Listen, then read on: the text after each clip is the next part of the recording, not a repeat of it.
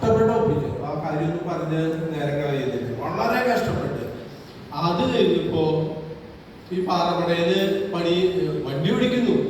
പാറമടയിൽ കാലത്ത് 6 മണി തൊട്ട് കല്ലുടക്കും. ഞാൻ ഒരു പൈസയും വാങ്ങിക്കില്ല. കല്ലുടക്കുന്ന ഒരു പൈസ ഞാൻ വാങ്ങിക്കാറില്ല.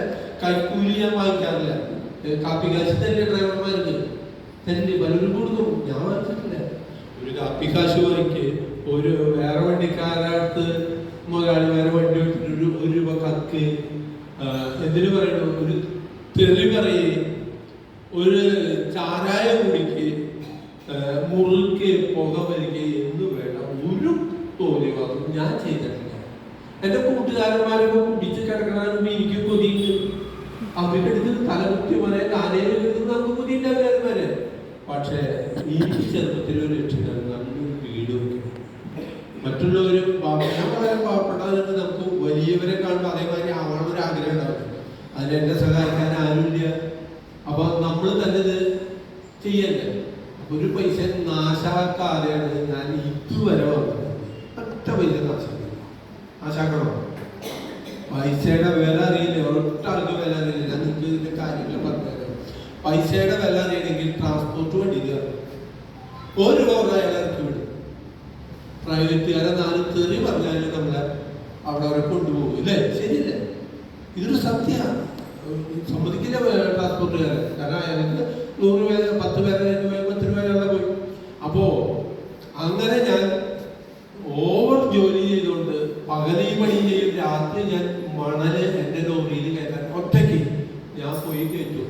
എനിക്ക് ക്ഷീണം എന്ന് പറഞ്ഞ സംഭവം ഉണ്ടാവില്ല. ദൈവം എന്നെ കാത്തുണ്ട്. അന്നും ഇന്നും എന്നെ ദൈവം കാത്തുണ്ട്. കാരണം ക്ഷീണം എന്ന് പറയുന്നില്ല. അപ്പൊ അതിന് പോകും. അങ്ങനെ പോയി എൻ്റെ നാട്ടിൽ ഇങ്ങനെ കൂട്ടിമുട്ടാൻ തുടങ്ങി. ഓവർ ജോലി ചെയ്തു മണൽ വെട്ടി കയറ്റി കുമ്പിട്ടിട്ട് വണ്ടിയിൽ കയറ്റണ്ടേ. ഒറ്റയ്ക്കുള്ള രാത്രി കല്ലടയ്ക്കുമ്പോൾ 20 കിലോ ഉണ്ടാവില്ല. 20ന്റെ കൂടൊക്കെ പറയാം. ഒരു 12 കിലോളം ഉണ്ടാവും. ആ കൂടൊക്കെ കല്ലടയ്ക്കുന്നത്. അപ്പോ നട്ടല് കൂട്ടിമുട്ടി കഴിഞ്ഞപ്പോ എന്ത് സംഭവിച്ചു? എനിക്ക് ഇരിക്കാൻ പറ്റില്ല. വണ്ടി ഓടിക്കാൻ ഇരിക്കാൻ പറ്റില്ല. നല്ല വഴിക്ക് കുഴപ്പമില്ല.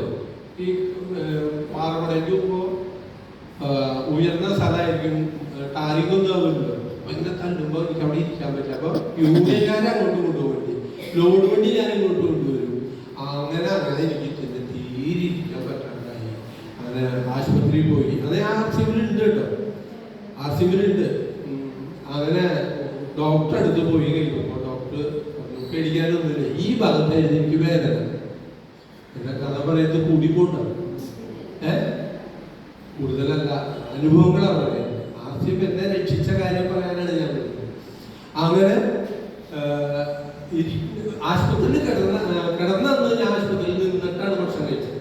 ആശുപത്രി കഴിഞ്ഞ് ഇരിക്കാൻ പറ്റില്ല. ഡോക്ടർ ഒന്നും പേടിക്കാനില്ലടോ നന്ദന, വെയിറ്റ് ചെയ്തു. അതിപ്പോൾ വെയിറ്റ് ചെയ്ത് കഴിഞ്ഞാൽ പെട്ടെന്ന് അത് ക്ലിയർ ആയിക്കോളും.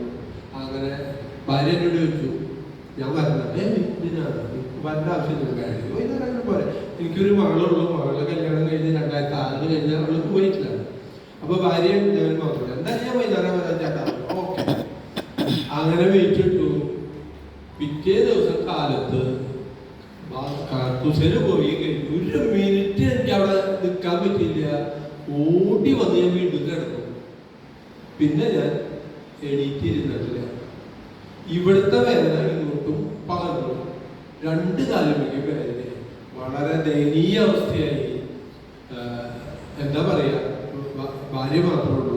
അങ്ങനെ 7 ദിവസം അവിടെ കിടന്നു. ഇനി വീട്ടിൽ പോയി കുറച്ച് ദിവസം കൂടി ഇട്ടാൽ മതി. അതുകൊണ്ട് എൻ്റെ കഥ പറഞ്ഞു. ഞാൻ 4.5 മാസം കട്ടിലുമ്പ കമിഴ്ന്ന് കിടന്നിട്ട് ഭാര്യ കട്ടിൻ്റെ അടിയിൽ ഭക്ഷണം കൊണ്ടുവന്ന് വയ്ക്കും. 4.5 മാസം ഞാൻ എങ്ങനെ ഭക്ഷണം കഴിച്ചത്. എനിക്ക് ഇരിക്കാൻ പറ്റില്ല, കിടക്കാൻ പറ്റില്ല, കുളിക്കാനായിട്ട് പറ്റില്ല.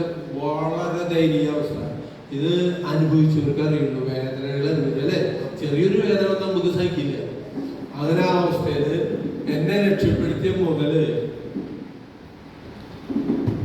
നേരത്തെ ഇവിടെ സാറ് പറഞ്ഞു അല്ലേ, ഒരു ബോണോ ജോയിന്റ് ഇല്ലേ, ഈ ബോണോ ജോയിന്റ് കഴിച്ചിട്ടാണ്. അതെനിക്കൊന്നും അറിയില്ല. എന്തെങ്കിലും പൈസ ഉണ്ടായില്ല. ഡോക്ടർ സാറ് എൻ്റെ വീട്ടിൽ വന്നു. അമ്മാവൻ ഈ സാധനം വാങ്ങിക്കാം. എനിക്ക് ആ സമയത്ത് എനിക്ക് ആർസിമിന്റെ കട, എൻ്റെ ഷുഗർ മാറിയപ്പോൾ ഞാൻ കോടാലിൽ എന്ന് പറഞ്ഞ സ്ഥലത്ത് നല്ല തെക്കൻ്റെ പേര് മാത്രം കോടാലി എന്നുള്ളൂ. നല്ല തിരക്കില്ല സിറ്റിയാണ്. അപ്പൊ അവിടെ ഞാനൊരു ഷോപ്പ് ഉണ്ട്, ഷുഗർ മാറിയുണ്ട്.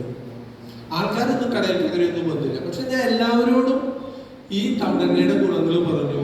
അങ്ങനെ ഇരിക്കുമ്പോഴാണ് പിന്നീട് ഈ അവസ്ഥ വന്നത്. രാജസ്ഥാൻ വീട്ടിൽ വന്നിട്ട് എനിക്ക് എന്നോട് പറഞ്ഞ 5000 രൂപ അമ്മാവൻ ഈ ബോണറ്റ് ഒരു 3 മാസമെങ്കിലും മിനിമം വാങ്ങിച്ചു കഴിക്കും. ആ നട്ടിലിൻ്റെ ഗ്യാപ്പ് ഉണ്ട്, അതിൻ്റെ ഫ്ലൂയിഡ് ഉണ്ടാവാൻ ഇത് നല്ലതാണ്. അതൊരു 10 ഗ്രാമിൻ്റെ ഒരു പൊടി ഒരു ഗുളിക ഉണ്ടായിട്ടുണ്ട്. അങ്ങനെ സാധനങ്ങൾ വാങ്ങിച്ചു. 2 വാങ്ങിച്ച് 2 ആയപ്പോഴേക്കും ഞാൻ പതുക്കെ സുഖമായിട്ട് നടന്നു തുടങ്ങി. പിന്നെ ഞാൻ ഷോപ്പിൽ പോയി. നടന്നു തുടങ്ങിയത് നമുക്ക് വയ്യാതെ കഴിഞ്ഞാൽ സ്വന്തം ഭാര്യ വെച്ചിട്ട് മനുഷ്യണ്ടാവില്ല. സ്ത്രീകളെ പൊതിച്ച് പറയുന്നൊന്നുമല്ല ഉണ്ടാവും. ആരുണ്ടാവുക? മക്കളൊക്കെ കല്യാണം കഴിഞ്ഞാൽ അവരെ കാര്യത്തിൽ പോയി. എന്റെ തൊട്ടായി പക്കത്തിലൊരു സ്ത്രീ വന്നിട്ട് അങ്ങനെ വയ്യാണ്ടായല്ലേ, എന്തോരം പണിയെടുത്ത ചിരിച്ചിട്ട് പറഞ്ഞു. എന്റെ കങ്കില് കുത്തണം മതി ചിരി. അതാണ് ആൾക്കാർ. എന്റെ ഒരു കൂട്ടുകാരന്മാർ എന്നെ കാണാൻ പോകുന്നില്ല, വളരെ അടുപ്പുള്ളവര്. കാരണം കൂട്ടുകാരന്മാര് കുറവാണ്. മദ്യം കൊടുക്കുമ്പോഴും കൂട്ടുകാരുണ്ടാവുക. ഞാനത് ഇല്ലാത്തതുകൊണ്ട് കൂട്ടുകാരന്മാര് കുറവാണ്. അങ്ങനെ ഞാൻ നടന്നു തുടങ്ങി. ഷോപ്പിൽ പോയി 9ാമത്തെ ദിവസം 50 കിലോ. അന്ന് ഈ ഗോതമ്പ് പൊടി 5 കിലോന്റെ അന്നുള്ളൂ. ഇപ്പോഴാണ് 2 കിലോ ഉണ്ട്. ഇപ്പൊ 5 കിലോ എന്ന് വെച്ചാൽ 6 30 കിലോ ഉള്ളൂ. അന്ന് 50 കിലോ.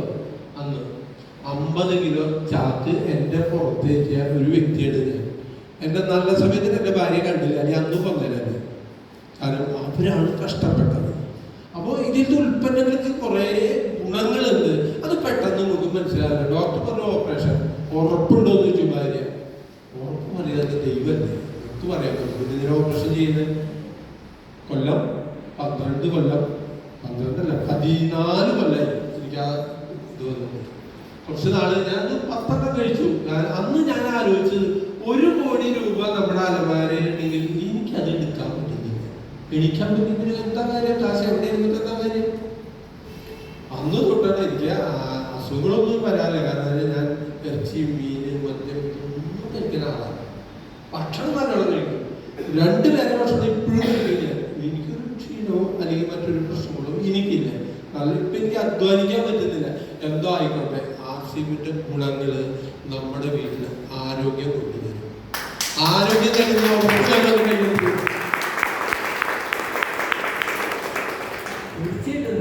ഞാൻ എവിടെയും പറയും.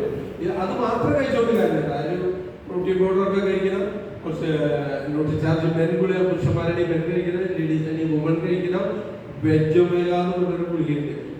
എനിക്ക് വിരലിന് നല്ല പണിയായിരുന്നു. കാരണം കൂടം കരിങ്കല്ലുടയ്ക്കുമ്പോൾ ഈ വിരലിന് പിടുത്തം പോലെ എല്ലാ പണിയെടുക്കുന്നുണ്ട്. ഒരു 35 കൊല്ലമായിട്ട് എനിക്ക് ഈ ജോയിന്റ് വേദനയുണ്ടായിരുന്നു. 35 കൊല്ലം. അങ്ങനെ ഇരിക്കുമ്പോഴാണ് നമ്മുടെ വെജ് ഒമേഗ എന്ന് പറഞ്ഞൊരു ഗുളിക നമ്മൾക്ക് ഇറങ്ങി.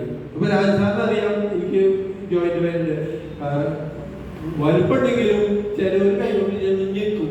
ഞെക്കി കഴിഞ്ഞപ്പോൾ വേദന കൊണ്ട് വേറെ ഒന്നും കൊണ്ടല്ല.